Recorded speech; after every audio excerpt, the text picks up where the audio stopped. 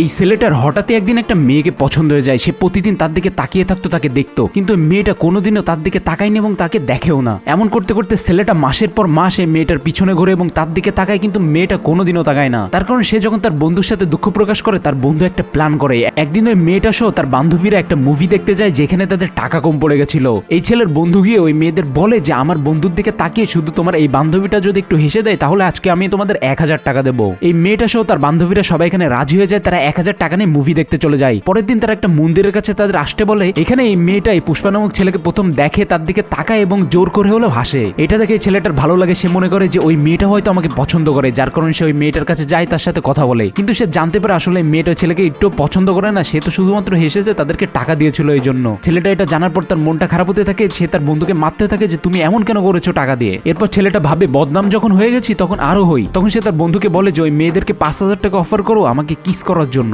ছেলেটা মেয়ে সহ তার বান্ধবীদের 5000 টাকা দেয়। তারা একটা জায়গা ঠিক করে, সেখানে মেয়েটা তাকে কিস করতে আসে এবং গাড়ির ভিতরে যখনই তাকে কিস করতে যাবে তখন এই মেয়েটার অনেক কান্না পেয়ে যায়। সে ভয় পেয়ে যায় আর কান্না করতে থাকে, যার কারণে 5000 টাকা নেওয়ার পরে ওই মেয়েটা তাকে কিস না করে এখান থেকে চলে যায়। যার কারণে ছেলেটা শপথ নেয় যে সে এই মেয়েকেই বিয়ে করবে যে করে হোক।